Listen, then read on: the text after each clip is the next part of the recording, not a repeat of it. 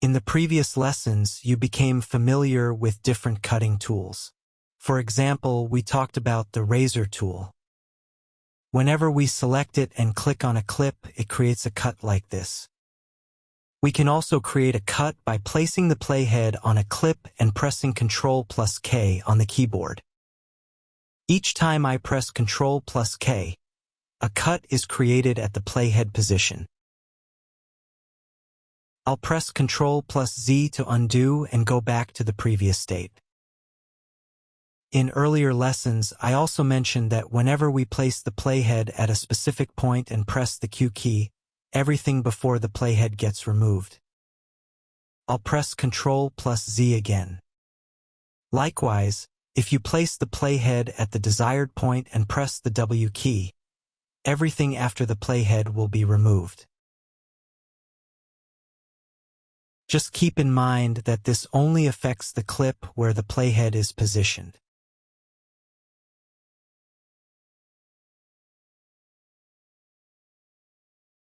Now, besides all these cutting methods, sometimes we need to remove a middle section of a clip. For example, if I want to select and delete a specific part of this clip, I can use Mark In and Mark Out. I can click on the Mark In button or press the I key on the keyboard. This sets the starting point. Then I move the playhead to where I want the deletion to end and click Mark Out.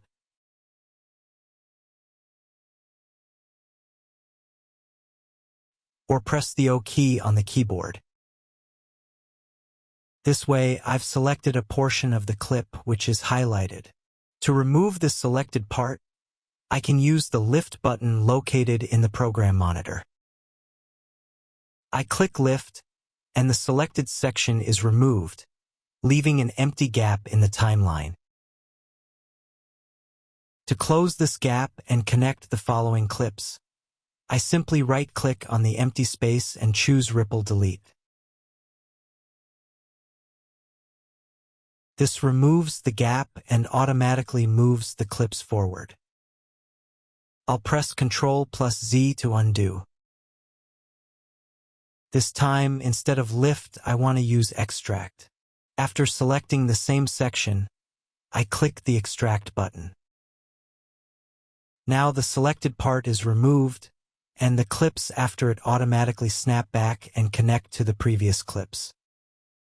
So the difference between Lift and Extract is that Extract removes the selected section and closes the gap, while Lift removes the selected section but leaves an empty space in the timeline.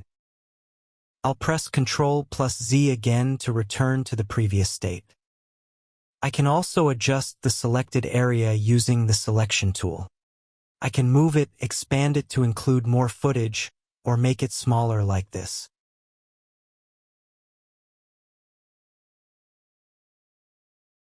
To clear the selection, I right-click in the timeline and choose Clear In and Out, and the selected area is removed.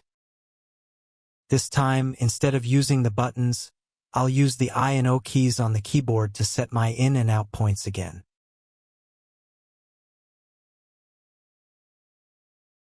To move the playhead between these points, I can use Go to In to jump to the in point, or Go to Out to jump to the end of the selected range.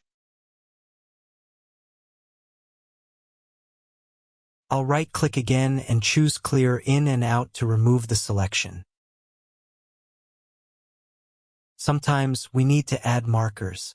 For example, if I want to add text later at this point, I can place a marker here so I can easily come back to it. I position the playhead and click the marker button. I can move the playhead to another position and click the marker button again to add another marker.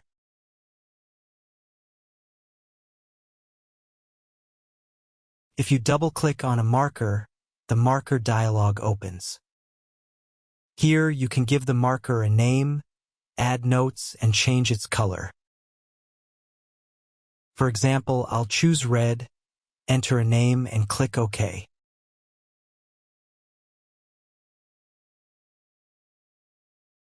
As you can see, the marker color changes. If I hover over the marker, hold down the Alt key, and drag with the left mouse button, I can extend the marker and turn it into a range marker, covering a larger area of the timeline. To delete markers, I can right-click on a marker and choose Clear Markers to remove all markers. To jump to the next marker, I can click Go to Next Marker, and the playhead moves to the next marker position. If I right-click on a specific marker and choose Clear Selected Marker, only that marker will be deleted. If I choose Clear Markers, all markers in the timeline will be removed. In some cases, we may need to capture a still image from the timeline. To do this, I place the playhead at the desired frame and click Export Frame. Here, I can name the image, choose the file format, and save it to my computer.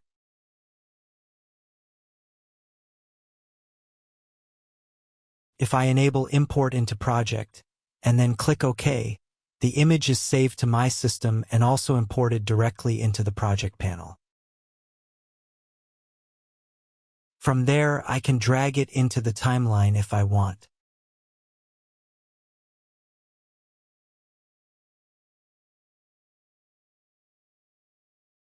I'll select it and delete it for now.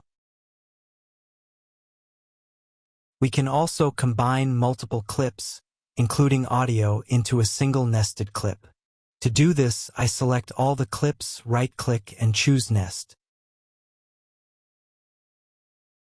I give the nest a name and click OK. Now, all the clips are combined into one, which helps keep the timeline clean and organized. This nested clip also appears as a sequence in the project panel. If I double-click on it, I can see all the original clips inside.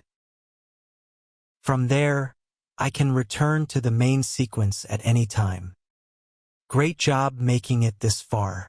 I'll see you in the next video.